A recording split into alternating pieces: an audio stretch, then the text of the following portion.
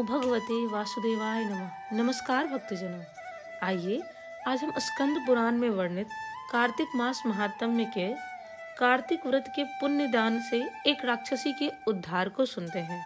Channel पर नए हैं तो चैनल को सब्सक्राइब जरूर कर ले और बेल आइकन दबाना बिल्कुल ना भूले। और हाँ, कमेंट सेक्शन में राधे राधे जरूर लिखें। नारद जी कहते हैं, कार्तिक के उद्यापन में तुलसी के मूल प्रदेश में भगवान विष्णु की पूजा की जाती है, क्योंकि वह उन्हें अधिक प्रीति प्रदान करने वाली मानी गई है। राजन, जिसके घर में तुलसी वन है, वह घर तीर्थ स्वरूप है। वहाँ यमराज के दूत नहीं आते। तुलसी का वन सदा सब पापों का नाश करने वाला तथा अभिष्ट कामनाओं को देने वाला है। जो श्रेष्ठ मनुष्य तुलसी का बगीचा लगाते हैं, वे यमराज को नहीं देखते। नर्मदा का दर्शन, गंगा का स्नान और तुलसी वन का संसर्ग, ये तीनों एक समान कहे गए हैं। जो तुलसी की मंजरी से युक्त होकर प्राण त्याग करता है, वह सैकड़ों पापों से युक्त हो तो भी यमराज उसकी ओर नहीं देख सकते। जो मनुष्य आंवले के फलों और तुलसी के पत्तों से मिश्रित जल के द्वारा स्नान करता है, उसे गंगा स्नान करने का फल प्राप्त होता है। पूर्व काल की बात है, सहारे पर्वत पर करवीरपुर में धर्मदत्त नामक कोई प्रख्यात धर्मज्ञ ब्राह्मण रहते थे। एक दिन कार्तिक मास में भगवान विष्णु के समीप जागरण करने के लिए वे भगवान के मंदिर की ओर चले। उस समय एक पहर रात बाकी थी। भगवान के पूजन की सामग्री साथ लिए जाते देख ब्राह्मण ने मार्ग में देखा कि एक भयंकर राक्षसी आ रही है। उसे देखते ही ब्राह्मण भय से थर्रा उठे। उनका सारा शरीर कांपने लगा। उन्होंने साहस करके पूजा की सामग्री तथा जल से ही उस राक्षसी के ऊपर प्रहार किया। उन्होंने हरि नाम का स्मरण करके तुलसी दल मिश्रित जल से उसको मारा था, इसलिए उसका सारा पातक नष्ट हो गया। अब उसे अपने पूर्व जन्म के कर्मों के परिणाम स्वरूप प्राप्त हुई दुर्दशा का स्मरण हो आया। उसने ब्राह्मण को दंडवत प्रणाम करके इस प्रकार कहा, ब्राह्मण, मैं पूर्व जन्म के कर्मों के फल से इस दशा को पहुंची हूँ। अब कैसे मुझे उत्तम गति की प्राप्ति होगी?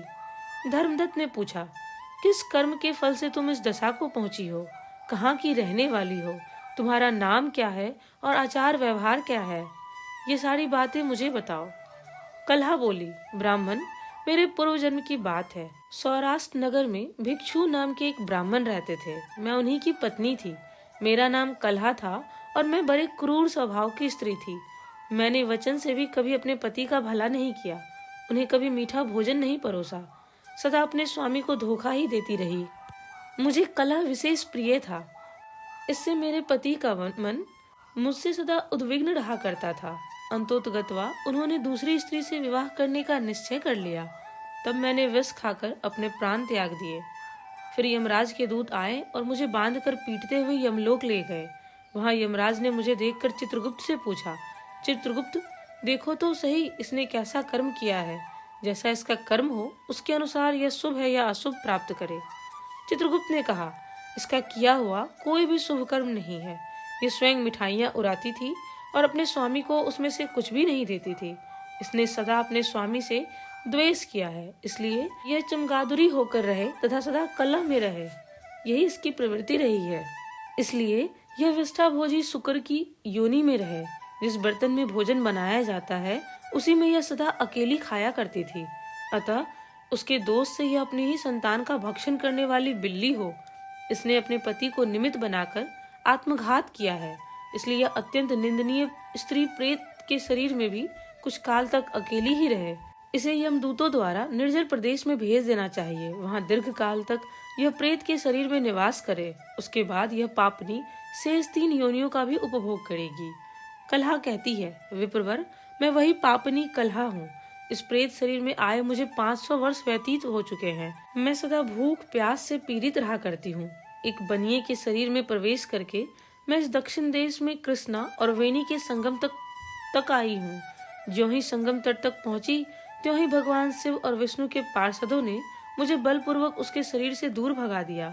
तब से मैं भूख का कष्ट सहन करती हुई इधर उधर घूम रही हूँ। इतने में ही आपके ऊपर मेरी दृष्टि पड़ी है।